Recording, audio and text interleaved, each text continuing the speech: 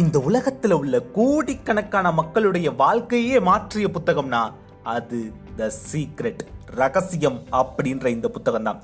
நான் ஏதோ வாய் வார்த்தைக்காக சொல்லலைங்க, நிஜமாவே நிறைய பேருடைய வாழ்க்கையில இந்த புத்தகம் மிகப்பெரிய மாற்றத்தை ஏற்படுத்தியிருக்கு. அதற்கான ஆதாரங்கள் கூட இருக்கு. அந்த அளவுக்கு ஒரு அருமையான புத்தகம் இது.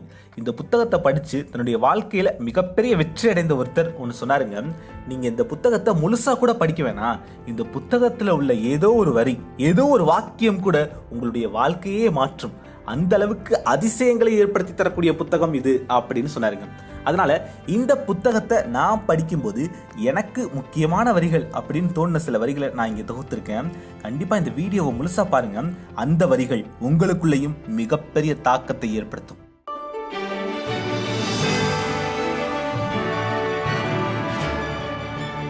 எண்ணுவதெல்லாம் உயர்வு. நான் உங்கள் JR. மனிதர்கள் என்ற முறையில் நாம் செய்ய வேண்டியதெல்லாம் நமக்கு என்ன வேண்டுமோ அது குறித்த எண்ணங்களை நம் மனதில் விடாப்பிடியாக பிடித்துக் கொள்ள வேண்டும், அவ்வளவுதான். நீங்கள் எதை குறித்து அதிகமாக சிந்திக்கிறீர்களோ அதுவாகவே ஆகிவிடுவீர்கள். நீங்கள் நினைப்பது எதுவோ அதை உங்களை நோக்கி கவர்ந்திழுப்பீர்கள். அதுதான் ஈர்ப்பு விதி. உங்களுக்கு என்ன வேண்டுமோ அதை உங்கள் மனதில் சிந்திக்க முடியும் என்றால், எப்போதும் அதே சிந்தனையோடு உங்களால் வாழ முடியும் என்றால், அதை நீங்கள் உங்கள் வாழ்க்கையில் கொண்டு வரப்போவது உறுதி. தாங்கள் விரும்பியவற்றை மக்கள் பெறாதிருப்பதற்கான ஒரே காரணம், அவர்கள் தங்களுக்கு எது வேண்டும் என்பதை விட தங்களுக்கு எது வேண்டாம் என்பது குறித்து அதிகமாக சிந்தித்துக் கொண்டிருப்பதுதான். இனி உங்களுக்கு என்ன வேண்டுமோ அதை பற்றி மட்டுமே சிந்தியுங்கள். உங்களது இன்றைய சிந்தனை உங்களது நாளைய வாழ்க்கை. நீங்கள் எவற்றை குறித்து அதிகமாக சிந்திக்கிறீர்களோ அல்லது எவற்றில் அதிக கவனம் செலுத்துகிறீர்களோ அவை உங்களது வாழ்வாக மலரும். உங்கள் எண்ணங்களை ஒரு குறிப்பிட்ட அலைவரிசையில் ஒளிபரப்பிக் கொண்டிருக்கும் ஒரு மனித ஒளிபரப்பு கோபுரம் நீங்கள். உங்கள் வாழ்வில் எதையாவது மாற்ற வேண்டும் என்றால் உங்கள் எண்ணங்களை மாற்றுங்கள். அதன் மூலம் உங்கள் அலைவரிசையை மாற்ற முடியும். பிறகு உங்களாலும் ஒரு மகத்தான வாழ்க்கையை வாழ முடியும். உங்களுக்கு என்ன வேண்டும் என்பது குறித்து நீங்கள் மிகவும் தெளிவாக இருக்க வேண்டும். அதுதான் உங்களுடைய வேலை. உங்களிடம் தெளிவு இல்லையெனில் உங்களுக்கு என்ன வேண்டுமோ அதை ஈர்ப்பு விதியால் கொண்டு வர இயலாது. உங்களுக்கே குழப்பம் இருந்தால் நீங்கள் கலவையான அலைவரிசையை அனுப்புவீர்கள். நீங்கள் கவர்ந்தெழுப்பவையும் கலவையானவையாகவே இருக்கும். நீங்கள் விரும்புவது ஏற்கனவே உங்களுடையதாகிவிட்டதாக நினைத்துக் கொள்ளுங்கள். தேவைப்படும் போது அது உங்களை வந்தடையும் என்று நம்பிக்கையோடு இருங்கள். பின் அது தானாகவே உங்களை வந்தடையும். நீங்கள் கேட்டது கிடைக்கும் போது உங்களுக்கு ஏற்படவிருக்கும் உணர்வு குறித்து இப்போதே உணரத் துவங்குங்கள்.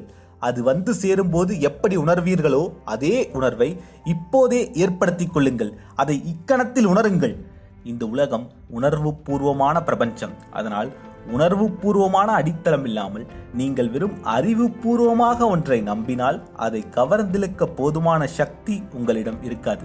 அதனால் நீங்கள் உணர்வு பூர்வமாக இருந்தே ஆக வேண்டியது கட்டாயம். இரவில் சென்று கொண்டிருக்கும் ஒரு காரை கற்பனை செய்து கொள்ளுங்கள். அக்காரின் விளக்கு வெளிச்சம் 100-200 அடி தொலைவு வரைதான் தெரியும். ஆனால் அதன் உதவியுடன் இருட்டில் உங்களால் கலிபோர்னியாவிலிருந்து நியூயார்க் வரை சென்று விட முடியும். ஏனெனில் உங்களுக்கு தெரிய வேண்டியதெல்லாம் அடுத்த 200 அடிகள் மட்டும்தான். அதே போல உங்கள் வாழ்க்கை இலக்குகளிலும் முதலடியை நம்பிக்கையுடன் எடுத்து வையுங்கள். மொத்த மாடிப்படியையும் நீங்கள் பார்க்க வேண்டியதில்லை. வெறுமன முதலடி எடுத்து வையுங்கள். ஈர்ப்பு விதியை பயன்படுத்தும் போது ஆரம்பத்தில் ஒரு டம்ளர் காபி அல்லது கார் நிறுத்தும் இடம் போன்ற சிறிய விஷயங்களில் துவங்குவது ஈர்ப்பு விதி மீது நம்பிக்கை ஏற்பட சிறந்த வழி. ஏதாவது சிறிய விஷயம் ஒன்று தேவை என்ற சக்தியுடன் கேளுங்கள். ஈர்க்கக்கூடிய உங்கள் சக்தியை நீங்கள் உணர உணர பெரிய விஷயங்களை ஈர்ப்பது பெரிய காரியமாக இருக்காது. தங்கள் வாழ்க்கையில் மற்ற எல்லாவற்றிலும் சரியான ஒழுங்கை கொண்டிருப்பவர்கள் கூட வறுமையில் உழல காரணம் அவர்களிடம் நன்றியுணர்தல் இல்லாதிருப்பதுதான். உங்களிடம் ஏற்கனவே இருப்பதை குறித்து நீங்கள் நன்றியற்றவர்களாக இருந்தால் சிறப்பானவற்றை உங்கள் வாழ்வில் நீங்கள் கொண்டு வருவது இயலாத காரியம். அதனால் ஏற்கனவே உங்களுக்கு கிடைத்தவற்றுக்கு நன்றி உணர்வோடு இருங்கள். உங்களுக்கு வேண்டியதை நீங்கள் மகிழ்ச்சியாக அனுபவித்துக் கொண்டிருப்பது போன்ற காட்சியை உங்கள் மனதில் உருவாக்குவதுதான் அகக்காட்சி படைப்பாகும். அகக்காட்சி படைப்பில் ஈடுபடும் போது அவற்றை இப்போதே கொண்டிருக்கும் உணர்வையும் சக்திமிக்க எண்ணங்களையும் உருவாக்குகிறீர்கள். நீங்கள் உங்கள் மனக்கண்ணால் என்ன பார்த்தீர்களோ அதே யதார்த்தத்தை ஈர்ப்பு விதி உங்களுக்கு திருப்பி அளிக்கும். ஒரு நாளின் இறுதியில் தூங்கப் போவதற்கு முன்பு அன்றைய தினத்தின் நிகழ்வுகளை மனக்கண்ணால் பாருங்கள்.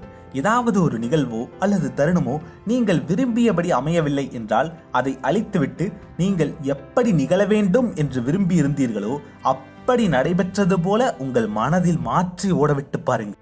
வாழ்க்கையில் என்ன வேண்டுமானாலும் அதை பெறுவதற்கான குறுக்கு வழி இங்கு இப்போது இந்த கணத்தில் அது உங்களிடம் இருப்பதாக உணர்வதும் மகிழ்ச்சியான மனநிலையில் இருப்பதும் தான். எனக்கு மிகப்பெரிய பரிசுகள் காத்து கொண்டிருக்கிறதா, என்னால் மிகப்பெரிய பணத்தை சம்பாதிக்க முடியுமா என்ற கேள்வியை கேட்பது உங்களது வேலை அல்ல. உங்களது வேலை பிரபஞ்சத்திடம் கேட்பது, நம்புவது, பெறுவது, மகிழ்ச்சியான மனநிலையில் இருப்பது மட்டும்தான்.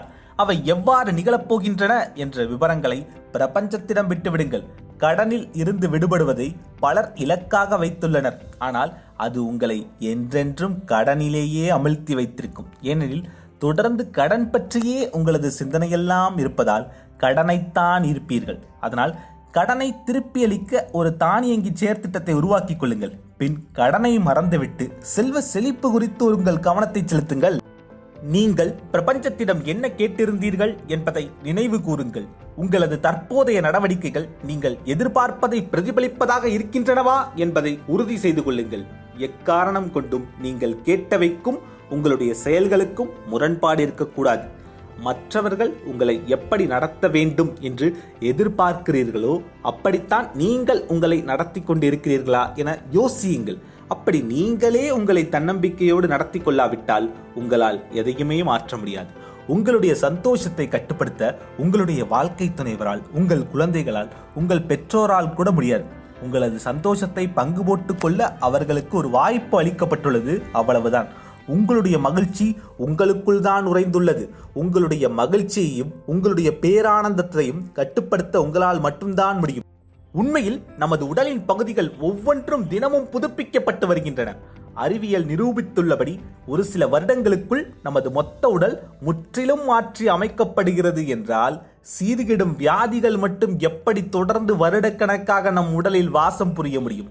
ஆரோக்கியமான உணர்வு பூர்வமான நிலையில் இருக்கும் ஒரு உடலில் வியாதியால் குடியிருக்க முடியாது. போர் எதிர்ப்பு இயக்கங்கள் அதிகமான போரையே உருவாக்குகின்றன. போதை மருந்து எதிர்ப்பு இயக்கங்கள் அதிகமான போதை மருந்துகளையே உருவாக்குகின்றன. ஏனெனில் நாம் எதை வேண்டாம் என்று நினைக்கிறோமோ அதில்தான் கவனம் செலுத்தி வருகின்றோம். ஏதாவது ஒன்றை அழிக்க வேண்டும் என்றால் நாம் அதன் மீது கவனம் செலுத்த வேண்டும் என்று மக்கள் நினைக்கிறார்கள். நம்பிக்கை, அன்பு, அபரிமிதத்தில் வாழ்தல், கல்வி அல்லது அமைதி ஆகியவற்றில் கவனம் செலுத்தாமல் இப்படிப்பட்ட பிரச்சனைகளுக்கு நமது ஆற்றல் அனைத்தையும் அளிப்பது மிகவும் தவறானது.